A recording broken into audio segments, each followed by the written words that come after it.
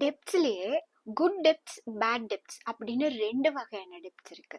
இந்த 2க்கும் டிஃபரன்ஸ் என்னன்னு உங்களுக்கு தெரியுமா? ஹலோ எவ்ரிவன், நான் உங்க சிந்தியா.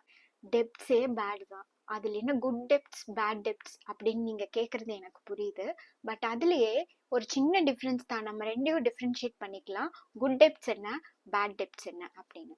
குட் டெப்ட்ஸ் என்ன அப்படின்னு பாத்தீங்கன்னா, நம்ம ஃபியூச்சருக்காக பேங்க்ல லோன் எடுத்து சில விஷயங்கள் வாங்குறது குட் டெப்ட்ஸ். ஃபார் எக்ஸாம்பிள், நம்ம எதுலையாவது ஒன்று இன்வெஸ்ட் பண்ணணும்னு ஒரு முடிவுக்கு வந்துட்டோம். லேண்ட் வாங்கலாம், வீடு வாங்கலாம்.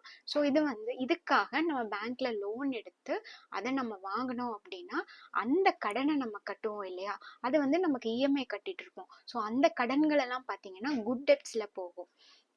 ஏன்னா ஒரு பொருள் நமக்கு ஆல்ரெடி சொந்தமாயிருச்சு, அதுக்காக நம்மளோட இன்கம் ஃபியூச்சர்ல நம்ம பே பண்ணிட்டு இருப்போம். இது குட் டெப்ட்ஸ். பேட் டெப்ட்ஸ் என்னன்னு பாத்தீங்கன்னா கிரெடிட் கார்டு.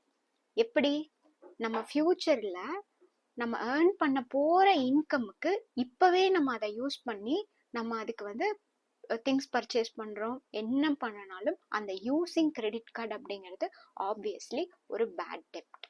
அடுத்து நம்ம கிட்ட இருக்கிற பொருளை வச்சு ஃபினான்ஸ் பண்ணி கேஷ் வாங்கி அதை நம்ம யூஸ் பண்றோம் இல்லையா, அதுவும் பேட் டெப்ட். நீங்க உங்க பேப்பர்ஸ், கார் பேப்பர்ஸ் வச்சு ஃபினான்ஸ் பண்றது, வீடு பேப்பரை வச்சு ஃபினான்ஸ் பண்றது, இதெல்லாமே பேட் டெப்ட்ல தான் போகும். இப்போ நமக்கு டிஃபரன்ஸ் தெரிஞ்சிருச்சு, குட் டெப்ட்ஸ்னா என்ன, பேட் டெப்ட்ஸ்னா என்ன. ஆனா ஒரு முக்கியமான விஷயம் என்ன அப்படின்னா, அந்த குட் டெப்ட்ஸ்ல ஏதாவது சின்ன விஷயம் தவறா போயிருச்சுன்னா அது பேட் டெப்டா நமக்கு கன்வெர்ட் ஆயிரும்.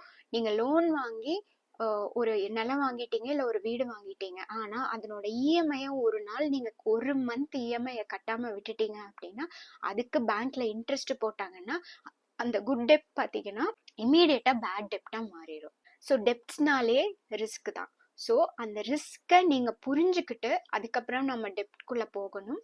அந்த இதுக்குள்ள மாட்டிக்க கூடாது, அந்த கடன்களுக்குள்ள மாட்டிக்காம நம்ம அதுல இருந்து கம்ப்ளீட்டா வெளியே வர்ற மாதிரி நமக்கு ஓகே அப்படின்னா மட்டும்தான் நம்ம கடனுக்குள்ள போகணும். ஸோ இன்னைக்கு கால் டு ஆக்ஷன் என்னன்னு பாத்தீங்கன்னா, உங்க லைஃப்ல எவ்வளவு குட் டெப்ட்ஸ் இருக்கு, எவ்வளவு பேட் டெப்ட்ஸ் இருக்கு, இத்தனையும் நீங்க லிஸ்ட் பண்ணி நீங்க அனலைஸ் பண்ணுங்க. எவ்வளவு குட் டெப்ட்ஸ் இருக்கு, எவ்வளவு பேட் டெப்ட்ஸ் இருக்கு, ஆல்சோ உங்களோட குட் டெப்ட்ஸ் என்னைக்காவது பேட் டெப்ட்ஸா கன்வெர்ட் ஆயிருக்கா அப்படிங்கிறத.